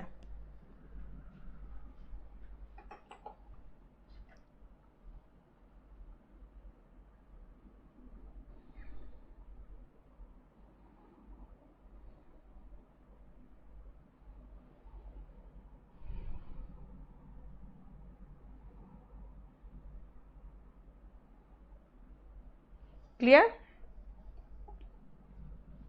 चलो, अनलेस वाले भाग में मैं पढ़ा चुकी हूं कंडीशनल सेंटेंस, नॉट नहीं आता, और अनलेस वाले भाग में विल भी नहीं आता। ही मेंट्स हो जाएगा। फिर उसने इस बात का खंडन किया। क्या बात का खंडन किया? कि भाई चोरी मैंने की है, नहीं की है, यानी कि उसने इस बात का खंडन किया कि उसने चोरी की है। उसने चोरी की है इस बात से इनकार करेगा ना, चोरी नहीं की है इस बात से थोड़ी इनकार करेगा। इसीलिए डिनाइड के साथ नॉट नहीं आएगा। He denied that he had stolen my watch. लेकिन अगर मैं कहूं कि कहां, उसने तो कोई खंडन नहीं किया, उसने तो कोई भी खंडन नहीं किया, इसका मतलब ही डिड नॉट डिनाई। ये तो ठीक है। क्या पूछ रहे हो?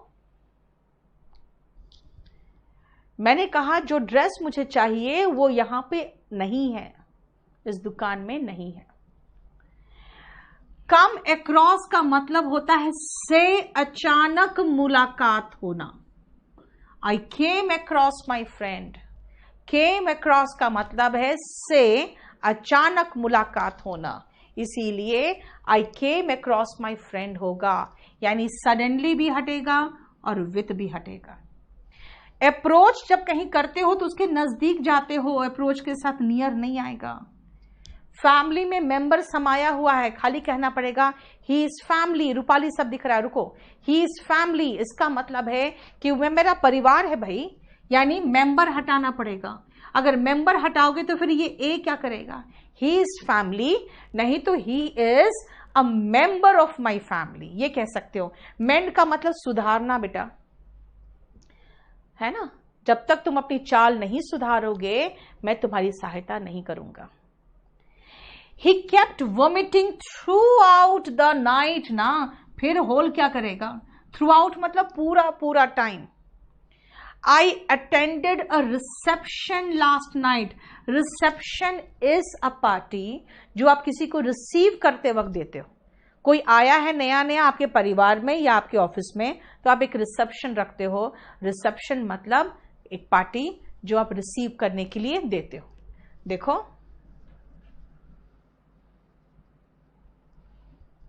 भार्गव, अभी वो रुक जाओ। दिस बुक कंप्राइजेस ऑफ नहीं होगा, कंप्राइज के साथ ऑफ नहीं आता एक्टिव वॉइस में। इफ वाले भाग में विल नहीं आता। मुझे फिर से दोहराने दो सारे इंपॉर्टेंट पॉइंट्स जो मेन पॉइंट्स है, अगेन नहीं आएगा, देख लो।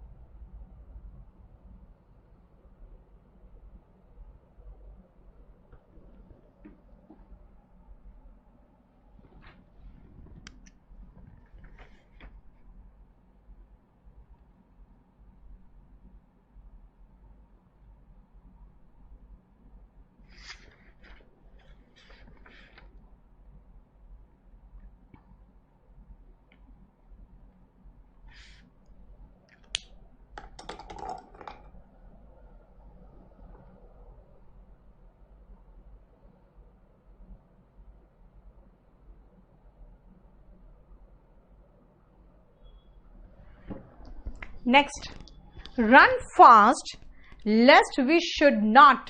बेटा लेस्ट और शुड के साथ नॉट नहीं आता, ध्यान रखना, लेस्ट और शुड के जोड़े में नॉट नहीं होगा, ठीक है।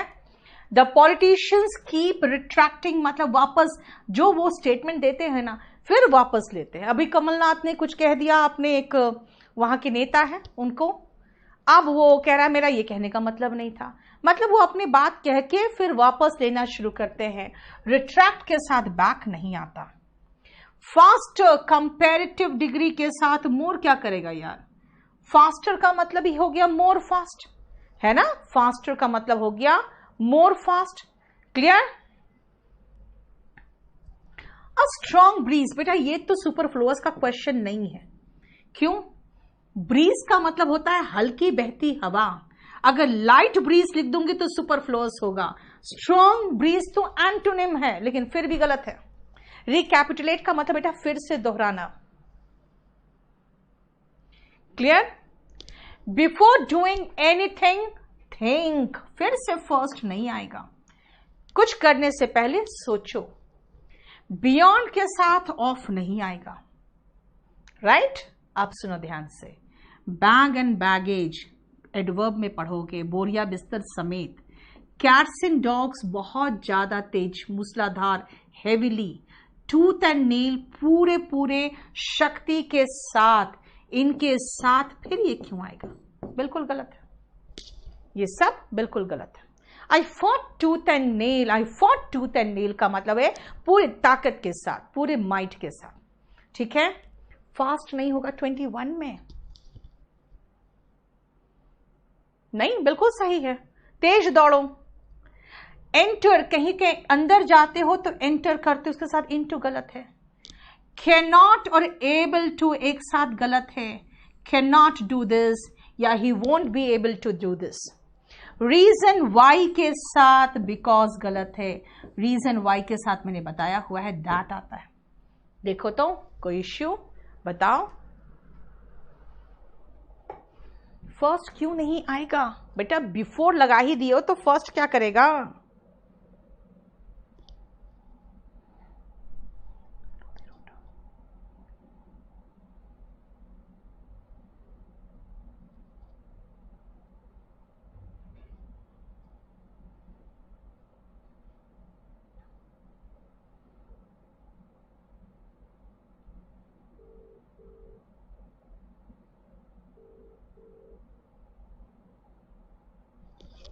हाँ बोलिए, नमस्कार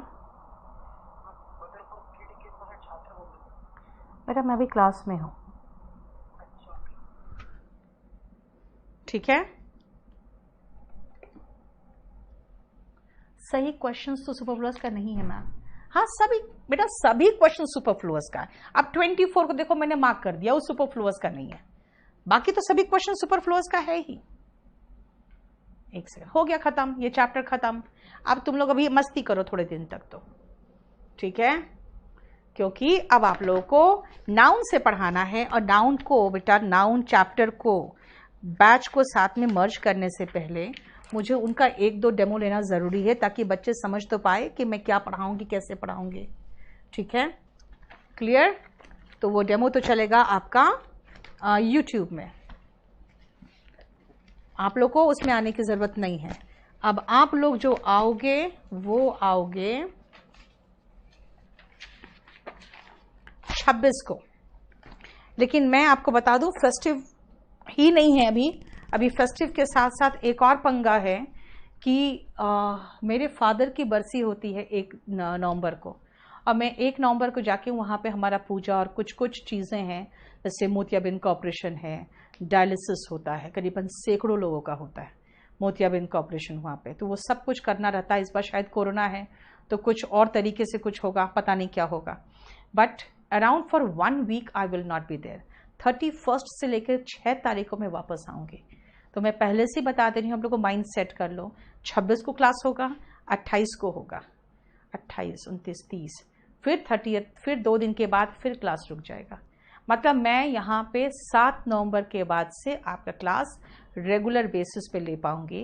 बीच में अभी 2 दिन इसलिए रोकना पड़ रहा है क्योंकि इन लोगों ने मुझसे पूछा था कि आप कब कर सकते हो? तो मैंने कहा था कि मुझे 22-23 तारीख तक मैं ख़त्म करा दूंगी, तो उन्होंने 23 तारीख रख दिया, तो पहले हो गया। ठीक है राजकुमार, आपका जो GIF वाला वो कैब वो तैयार नहीं हुआ है बेटा पूरी तरह से, तो अब तो 11 नंबर वो कैब मैं नाउन से कराऊंगी, और उसके बाद मैं थोड़ा जल्दी से कंप्लीट करा के GIF वाला वो कैब तब तक फिर ले लूँगी आपका। ठीक है, क्या कह रहे हो? GS बैच में परवेज वो करवा दे रही हूँ मैं जान रही हूँ, बस वही बचा हुआ है। आप कभी भी आ जाओ बेटा, दिल्ली आ जाओ, मिल लो मुझसे आके। कुलदीप, मैं जानती हूँ तुम क्या चाहते हो, तुम चाहते हो कितने बच्चे क्लास में पूछूं और फिर इंटू 3,500 कर दूं, है ना, और फिर देख लूँ मैम का इस बैच में कमाई कितनी है। मैं तुम्हें मूर्ख दिखती हूँ जो मैं बताऊंगी कितने बच्चे हैं? हाँ विकास, जो भी होगा मैं नोटिस बोर्ड में लगा दूंगी। ठीक है, थोड़ा सा अब आप लोग को वेट करना पड़ेगा। 23 तारीख को नया बैच है, 26 से आपके साथ मर्ज हो जाएगा वो। ठीक है, चलो बेटा, thank you so much. Parallelism बेटा मैंने कहा पैरेललिज्म आपका कंजंक्शन के बाद कराऊंगी तो ज़्यादा अच्छा से समझ में आएगा। ठीक है, फिर तो शायद मुझे कुछ पढ़ाना ही नहीं पड़ेगा राहुल, मैं इसलिए कह रही हूँ। सीडीएस का एग्जाम बेटा, सीडीएस में आप 120 में 112-13 तो बड़े आराम से करके आ जाओगे, इसीलिए वो टेंशन मत लो, सारा सब कुछ वही है। 21 को डेमो नहीं है, 23 को डेमो है ना, है ना, 23 को डेमो है उसका, 23 को बेटा। ऑफलाइन देखो दिल्ली में तो कहा है नवंबर को, लेकिन हो क्या रहा है ना, पिछले 3 महीने से कहता है अगले महीने और 25 को फिर मना कर देता है। देख लेते हैं। अच्छा, इसका PDF डाले हो? हाँ, इस सबका PDF तो डाला जा चुका है आपको। 1 सेकेंड नीला, देख लेते हैं एक बार, जरा चेक करो। इसका PDF तो इमीडिएटली दे दो, वो करेक्शन नहीं थोड़ा बहुत ऐड किया है मैंने, वो मैं बाद में दे दूंगी। ठीक है, थैंक यू सो मच बेटा, थैंक यू सो मच, थोड़ा पेशेंस रखने के लिए भी थैंक यू सो मच। चलो बाय।